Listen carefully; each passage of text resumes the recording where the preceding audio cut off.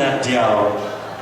Memang begitu, daripada tajuk saja sungguh seksi lagu ini. Oke, beliau merupakan wakil daripada Kampung Gunsing Penampang, bekerja sendiri dan cukup berpengalaman juga dalam nyanyian ini.